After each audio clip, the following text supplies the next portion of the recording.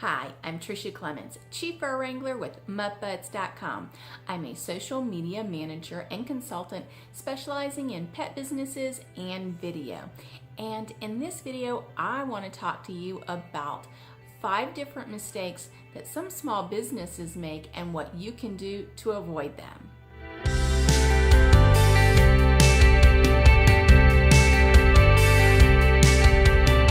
The first thing I want to talk to you about is the security on your website. You need to make sure that you have an SSL certificate. So basically, when someone types in your website, instead of saying HTTP, it says HTTPS, meaning that it's secure. And recently, Google has decided that if you do not have an SSL certificate and your site is not completely secure, then they're going to have a screen pop up for the person browsing and going to your website, and it's going to basically have a big X on it and say, this site is not secure. Do you want to go back where you came from? Well, you don't want your visitors to not even make it to your website. So make sure that you have that SSL certificate. And the way you can do that is, first, if you have someone managing your website, they probably have done it, but you want to give them a call or email them and double check and make sure. The other thing is, if you don't have someone managing your website, you can contact your hosting company and talk to them. They can most likely help you out with that. The second tip that I have for you is on your mobile responsive and mobile friendly website. Now, I've talked about this a lot before, so you can check out the other video that I did, but you really want to make sure that your website is mobile friendly. So if you're starting fresh with your website, that's one of the first things that you want to ask either your web developer, or if you're doing it yourself, you want to make sure that what you are using is mobile friendly from the beginning so that you don't have to expend extra work on something. And number 3 is video. Yes, you need to have a video intro on your website, and also something that you can share on social media. So you'll want to have just an introduction about who you are and what you do and how to get in touch with you.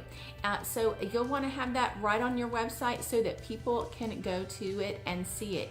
You can also do different ones that specifically talk about products or services that you have specials on, but make sure you have that introduction video up for people to see who you are and what you do.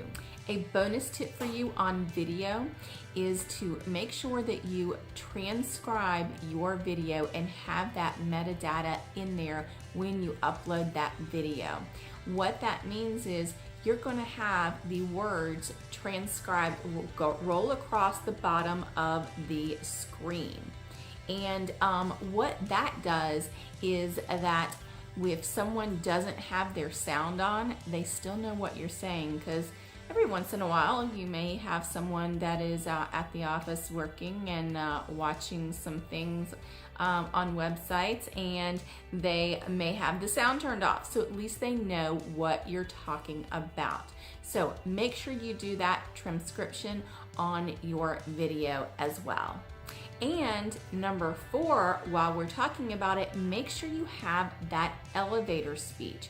Whether you are going to be talking on live stream or getting up and talking in front of a networking group that you're going to, you do need to have that 1-minute elevator speech, what you do, and also the services you provide and how to get in touch with you.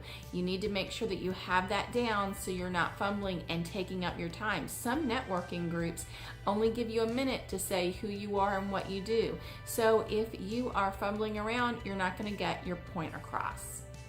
Number 5.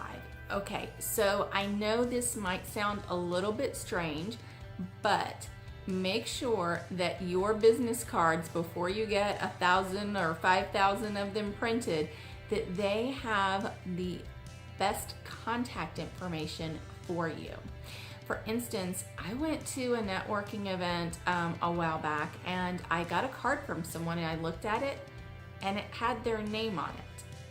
I didn't have an email, I didn't have a phone number. I was like, okay, there went that one. You know, I couldn't do much with that.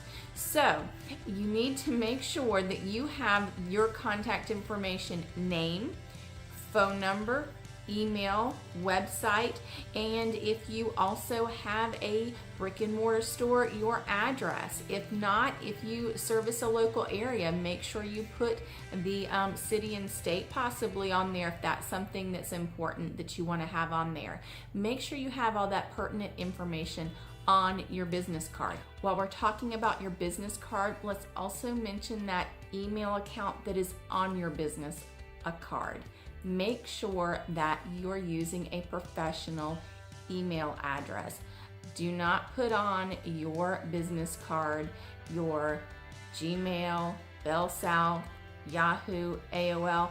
That's not professional. You want to have a professional account, one that is it could match your website, or for instance, mine is my name, Trisha@trishaclements.com. You could use that as well. So just make sure that it's professional. You want to put forth your first impression as being a professional. I'm Trisha Clements, Chief Fur Wrangler with MuttButs.com. Thanks for watching. I hope you enjoyed this video.